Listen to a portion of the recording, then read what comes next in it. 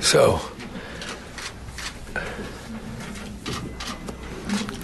the election last night was a clear and resounding victory for children, schools, and the California dream. Last night, Californians made the courageous decision to protect our schools and colleges and strengthen the California dream. We joined together as Californians first in a resounding victory for education and fiscal integrity. The people of California have put their trust in a bold path forward, and I intend to do everything in my power to honor that trust. Many people said you shouldn't go to the people and get their views in a statewide vote about whether or not to raise taxes. I made a pledge when I ran for governor 2 years ago that I would, number one, tell the truth, no more smoke and mirrors on the budget, level with people, seek a vote of the people before any new taxes, and thirdly, bring government close to the people. Well, last night, that path forward vindicated my confidence that the people of California can make very sound judgments. It's in the context of tens of thousands of fewer teachers, massive cuts in public education, thousands of courses in community colleges eliminated, redevelopment eliminated, cutbacks. There's been a real effort at paring back state government, even to the point of cutting the average worker 5% this year. So in that context of $3 in cuts, I see why people voted for $1 in additional revenue. It's a balanced plan. It's sustainable. And I intend to do whatever I can in the next 2 years to make sure we meet the high expectations that the majority of Californians expressed last night. I'll take any questions. Can you ask for voters who might be wondering what their vote meant for Prop 30, and what better will they see today? I mean, I know we had the possibility of the cuts, but schools, do they get to restore something? Some of them were conservative in their budgeting. What would you tell people? I would tell people that instead of the state borrowing hat in hand from our school districts, which reached $9 billion, we're going to stop all that. We're going to have enough money to fund the schools as our Constitution requires. So we're not going to see the $5.5 billion of cutbacks to kindergarten through 12. We're not going to see the big cutbacks in higher education. And going forward, we're going to see about $2,500 per student going into our schools in California over the next 4 to 5 years. That's good news. They'll see more. They'll see more. So, Governor, it's nothing. This is not instant coffee here. This takes time and effort, but over the next few years, we're on a correct glide path, and the rating agencies have already begun to put out their own commentary on how California is now on a stable path. Why make education the thing that would have been targeted in the first place? Why not say, look, that $5 billion... Why not prisons? Yeah, prisons, well, for instance. Because we've already cut 30,000 plus and probably cut more from the prisons. We already got rid of redevelopment. We already took down pensions for the elderly and the disabled. We already took down CalWorks. We reduced from 4 years to 2 years the amount of time you can stay on welfare without complying with work requirements. The point is, I know people forget two things. The massive cuts that California has made and the fact that taxes would have been were higher just 2 years ago. The sales tax was 1 cent higher. Now it's going to go up 1/4 cent. So I want people to understand, because it's a distant government, it's a complex government.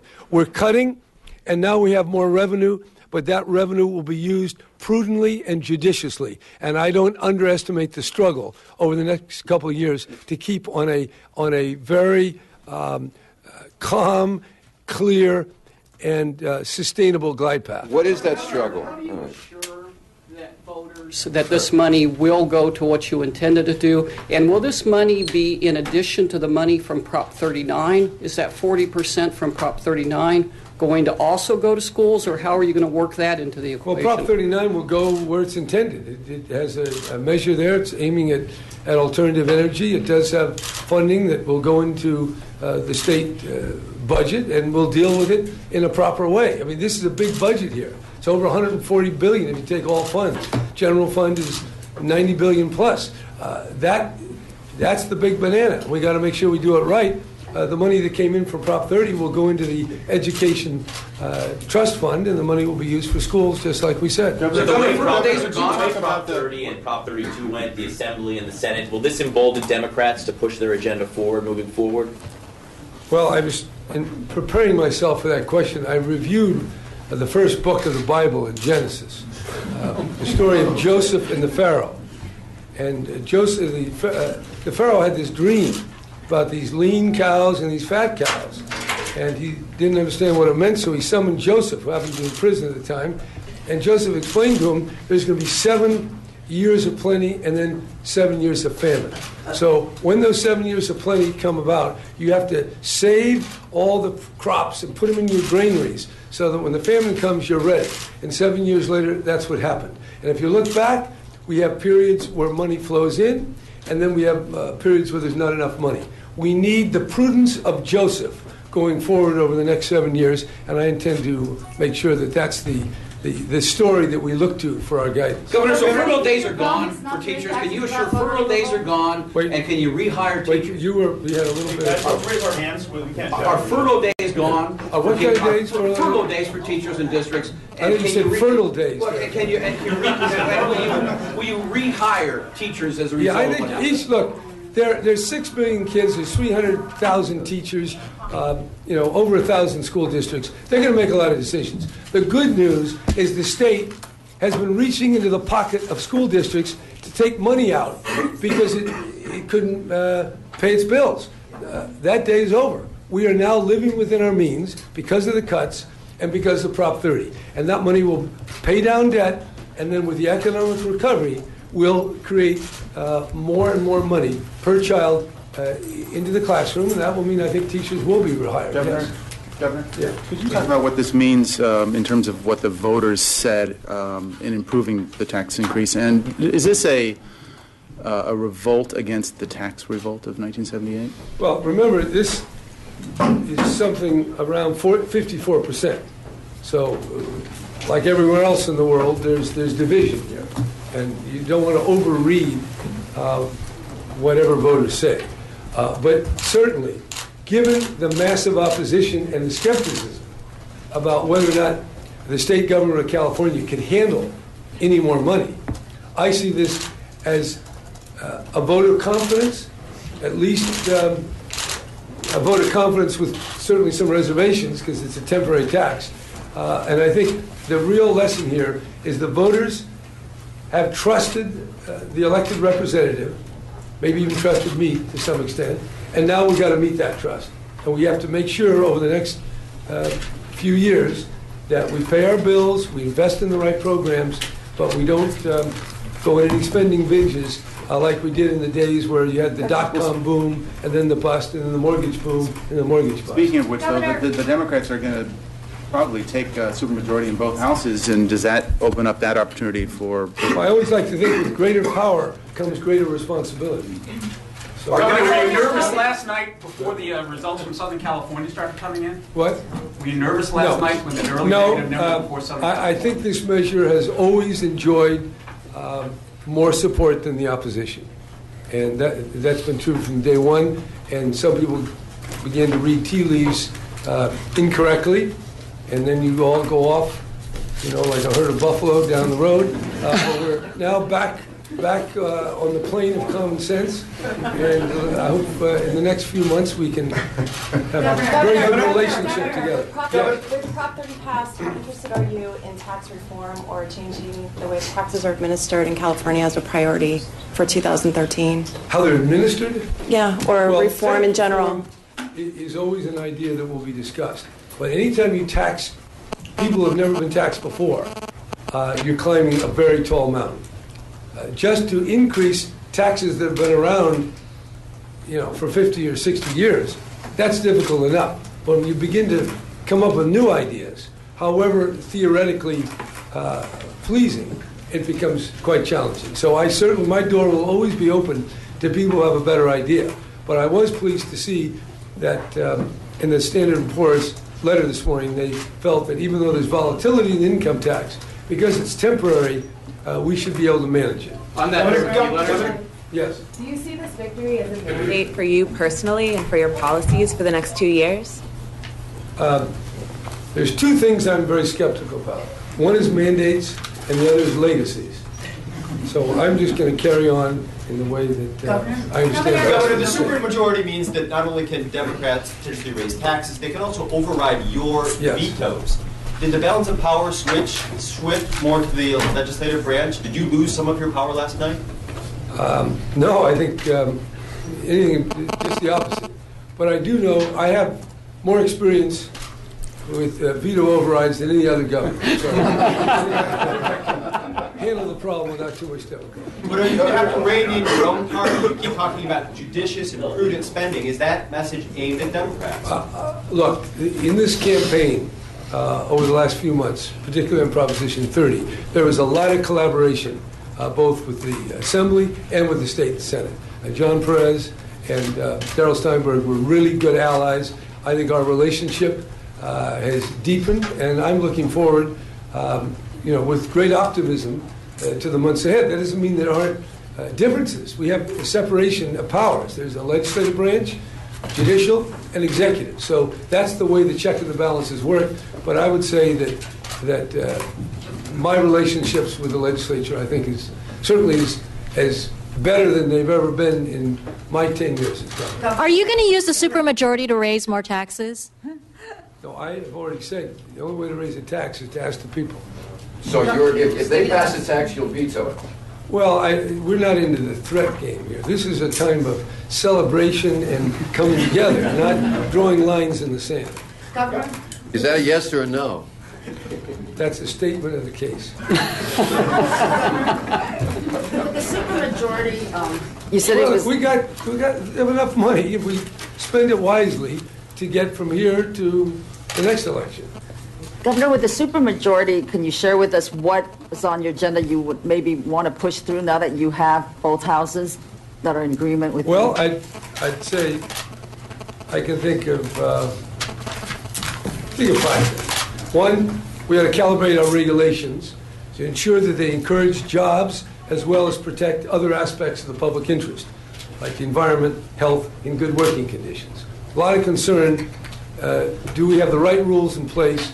Are they retarding investment and job creation? On the other hand, these rules are generally aimed at health or the environment or strong working conditions. So that's an area that I intend to work with the legislature on. Water, lot to do in securing water reliability, and I intend to give my full attention to that. We have the high-speed rail going forward. There's a lot to do there. And with President Obama being reelected, that will, I think that path will be even clearer. And in education, there's money, but there's always issues about evaluation, about testing, about standards, about the role that the teacher has, the principal has, the school district has, and the state of California has. And I believe in a principle of subsidiarity that we want to give maximum but thoughtful authority to the lowest level, which is the teacher, and then working up to the school district. So there's room for changes in our education framework. And finally, the budget. The budget is always, I'll be presenting a budget in January, and it's going to be a solid budget, a sustainable budget. But that takes effort too, because there are lots of different decisions, and desires are endless. And I have to say that when I was doing Zen meditation in Japan back in the late 80s, each night before going to bed, I would say with the other meditators, desires are endless. I vow to cut them down. So So that will be part of my spirit. Governor, Over before the you get next too far 2 off years. the tax issue, just to What? clarify, I want to make sure we get the right message to the legislators, to the public. You've always said no tax increase without a vote of the people. Correct. You were asked, if you were presented with a tax increase, what would you do? But as you've said, there are systemic problems like the VLF that were changed through the years. There are things the legislature could change. There are things you can do. And there's always this tax reform business. If some overall tax reform, I'm not going to rule anything out in that reform, but I'm just saying, if you want an increase of taxes, you have to ask the people. Governor, on the S&P report, it said that California's finances are expected to improve, but it also there's more to be done to stabilize the California budget. What do you see as some things that could be done to Well, stabilize you know what? I would wait till I present my budget. 'Cause I'll take several weeks on working at that. Can you talk the more work about is this? never done. I mean, there's this idea that government is about, it's a problem and you solve it. No, life is a condition, and you deal with it every day or every month, and we will always have issues between the money we have and what we do with it. And because of the kind of system and because of human nature, the desires will always outrun the available money. And it becomes the job, and that's why we have a governor. If you have a machine that tends to get overheated or speed up, the governor is a mechanism to slow it down as it attempts to speed up.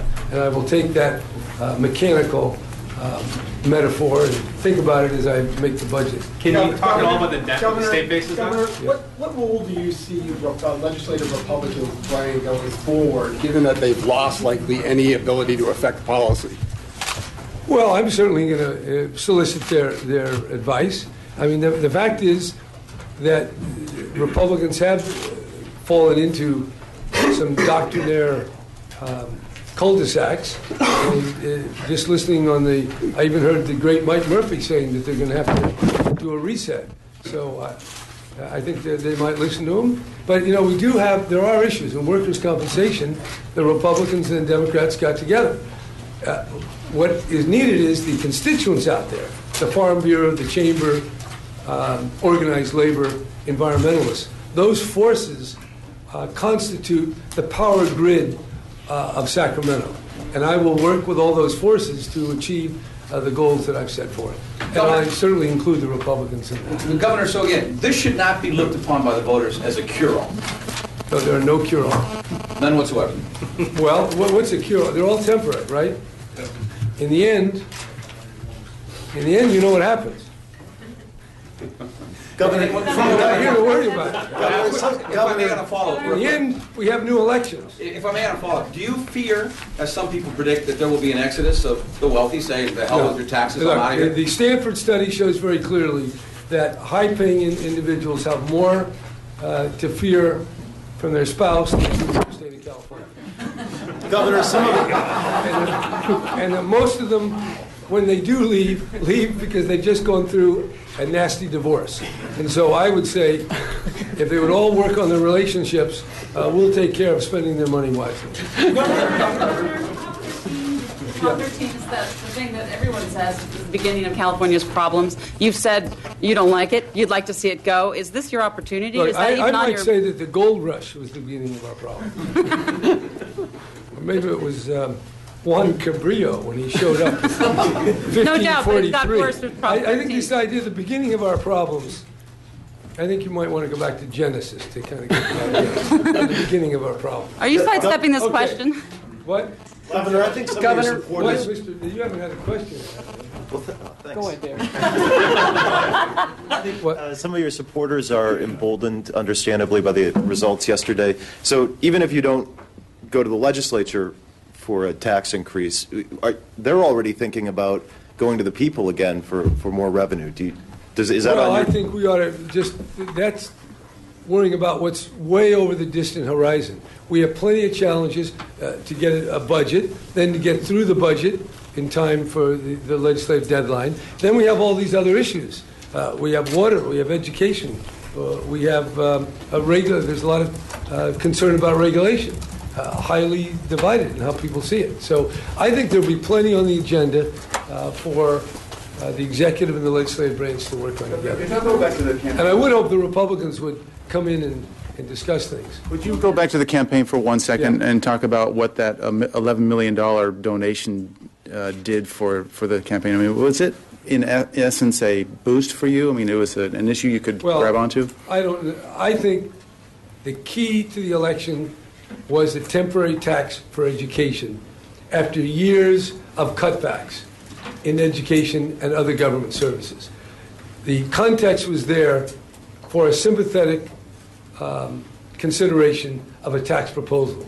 And the one that ultimately emerged as my Plan C had the right elements that commended. And I also think the campaign was good. The work of schools and universities and all those constituencies, that helped.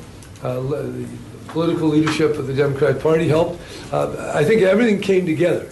So it's not a formula that you might be able to repeat. That's why I think we ought to be grateful. And I am grateful for the people of California voting yes on 30. But what about the But I million? want to stick, what do they keep on the hand on the tiller? I'm looking for the right metaphor, but your shoulder to the plow. That's what I want.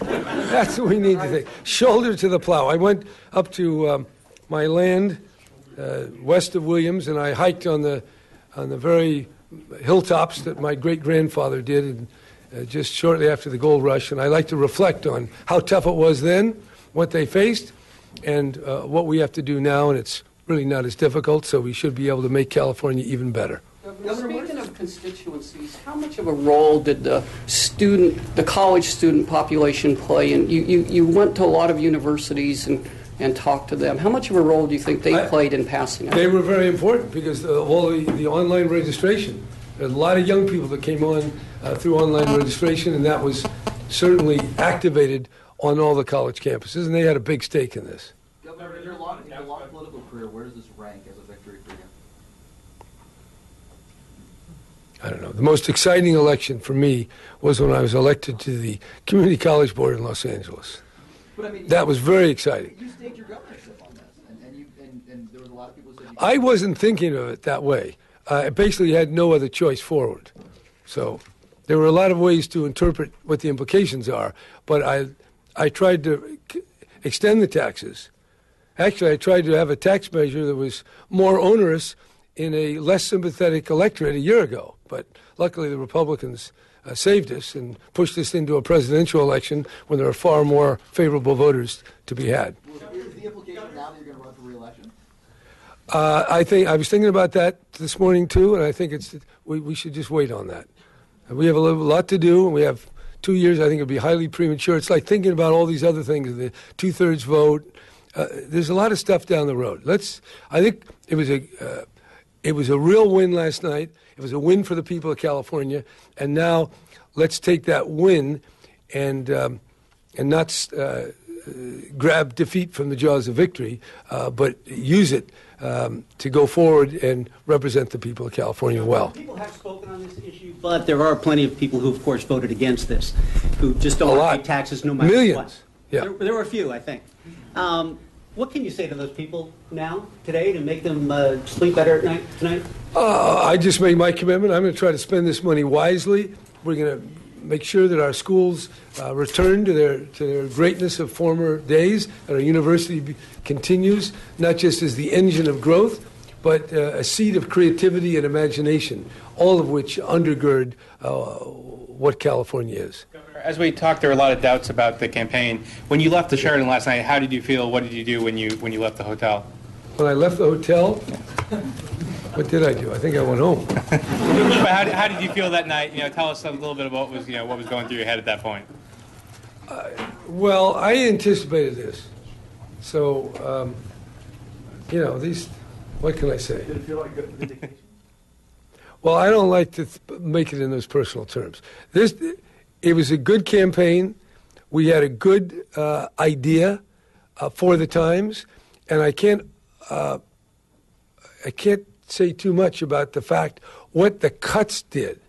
So if there were no cuts in schools, and there was no cutbacks in university, and there was no tuition increases, and there were no elimination of redevelopment, we wouldn't be where we are today. So the fact is, state government has made cuts. Now, a lot of the people who voted no are not aware of the cuts.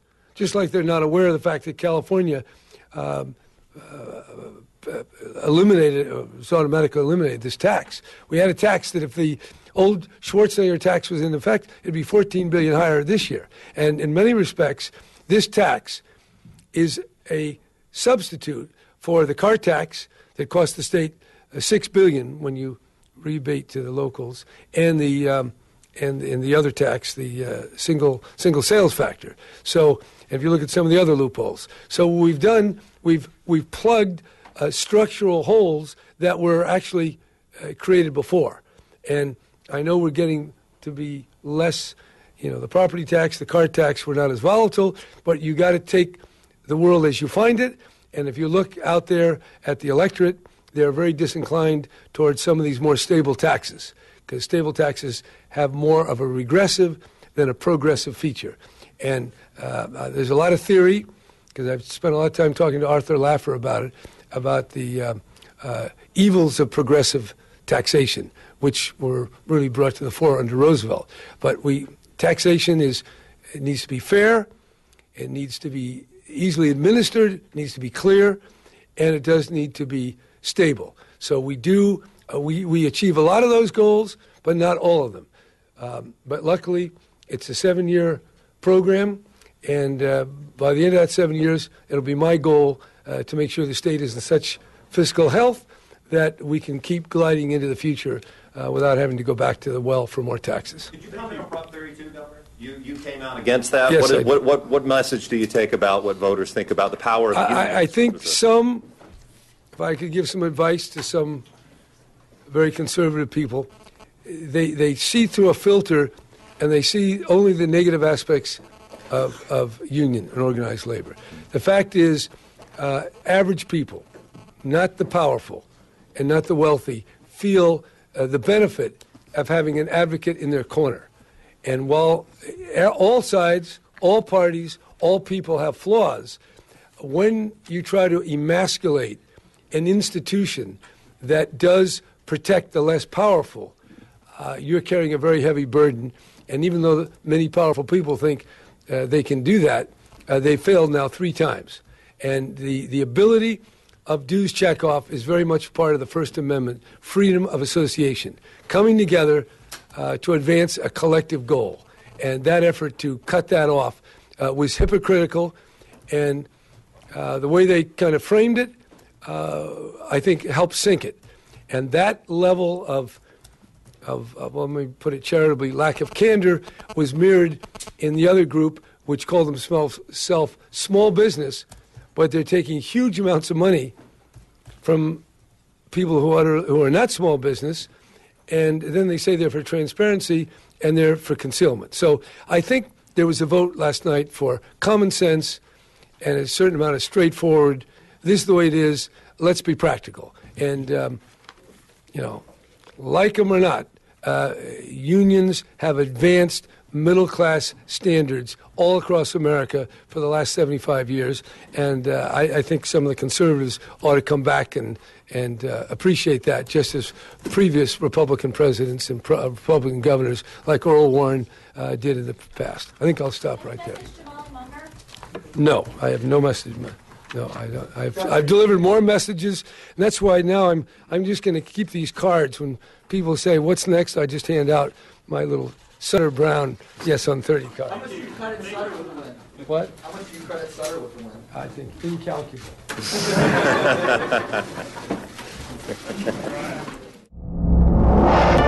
We will have single-payer healthcare reform in California. We're going to turn this thing around, and it's going to start with bringing jobs back to California. We don't have the guts to pass a budget so they then can get back to teaching our kids. That's the reality.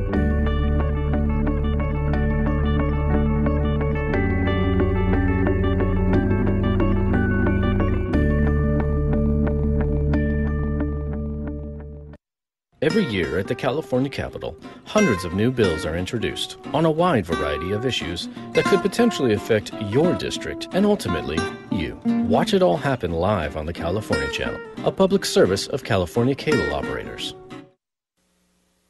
And I'm on. So both buttons up and the white one on, right? I got it.